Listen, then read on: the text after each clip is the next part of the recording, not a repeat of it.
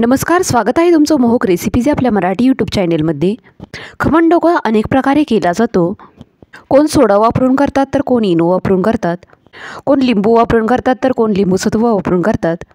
प्रत्येकाची ढोकळा करण्याची पद्धत वेगवेगळी असते। आज आपण एकदम अचूक प्रमाणामध्ये जाळीदार व मऊसूत ढोकळा कसा बनवायचा याची रेसिपी पाहणार आहोत। म्हणूनच तर हा व्हिडिओ अजिबातही स्किप न करता शेवटपर्यंत पहा। व विशेष म्हणजे कुठल्याही मेजरिंग कपचा वापर न करता घरातल्या वाटी व चमचाचा वापर करून आपण हा ढोकळा बनवणार आहोत। चला तर मग अजिबातही वेळ वाया न घालवता रेसिपीला सुरुवात करूया।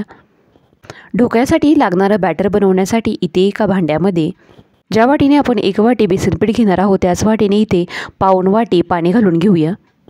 यामध्ये अर्धा चमचा लिंबूसत्व घालून घेऊया। 4 चमचे साखर घालून घेऊया। नंतर फोडणीच्या पाण्यामध्ये सुद्धा आपण साखर वापरणार आहोत, परंतु तरीही तुम्ही तुमच्या आवडीनुसार साखर वापरू शकता।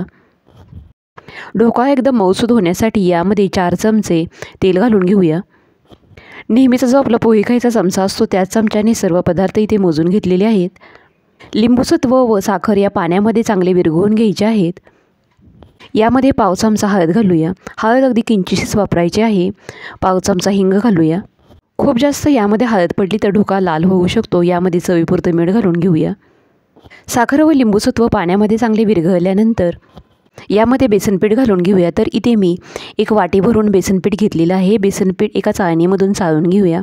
एकदम गच्च अशी ही वाटी मी भरून घेतलेली आहे व बेसनपीठ थोडंसं दाबूनच भरलेलं आहे। वजनी म्हणाल तर अंदाजे 250 ग्रॅम तरी हे बेसनपीठ असेल। 1 वाटी बेसनपीठासाठी पाऊण वाटी पाणी हे प्रमाण अगदी परफेक्ट आहे, पण तुम्ही जर एकदम दाबून जर हे बेसनपीठ घेतलं नसेल तर अर्धी वाटी पाणी घातलं तरीही चालू शकेल। सर्व पीठ चांगलं चाळून घेतल्यानंतर एका विकच्या सहाय्याने हे बॅटर चांगलं मिक्स करून घेऊया। यामध्ये आपल्याला अजिबातही गुटळ्या होऊ द्यायच्या नाहीत। तयार झालेले हे ढोकळ्याचं मिश्रण एकाच बाजूने चांगलं एकसारखं हलवत राहायचं आहे, म्हणजे चांगलं फेटून घ्यायचं आहे। त्यामुळे ढोकळा हलका फुलका व जाळीदार होण्यास मदत होते। हे मिश्रण चांगलं फेटल्यानंतर सर्वात शेवटी यामध्ये अर्धा चमचा खायचा सोडा घालून घेऊया। सोडा ॲक्टिवेट होण्यासाठी यावरती 1 चमचा पाणी घालून परत एकदा हे मिश्रण चांगलं एकसारखं मिक्स करून घ्यायचं आहे। तर तुम्ही ते पाहू शकता, जसं जसं आपण हे मिश्रण मिक्स करून घेत आहोत तसं तसं एकदम चांगलं दुपटीनं फुललेलं आहे।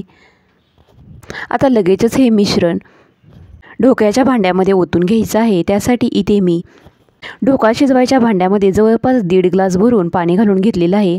त्यावरती एक थाळी ठेवून दिलेली आहे। त्यावरती हा केकचा टीन ठेवलेला आहे। त्या टीनलाही थोडंसं तेल लावून घेतलेलं आहे। त्यामध्ये हे सर्व मिश्रण ओतून घेऊया व यावरती झाकण ठेवून एकदम मोठ्या आचेवरती 15 मिनिटासाठी तरी ढोकळा शिजू देऊयात। जवळपास 15 मिनिटानंतर ढोकळा कसा शिजला आहे ते चेक करूया। तर या ढोकळ्याच्या मध्यभागी एक सुरी घातल्यानंतर सुरी एकदम क्लीन निघालेली आहे, म्हणजेच आपला ढोकळा चांगला शिजलेला आहे असे समजावे। आता गॅस बंद करून यावरती झाकण ठेवून 5 मिनिटासाठी असाच हा ढोकळा ठेवून देऊया।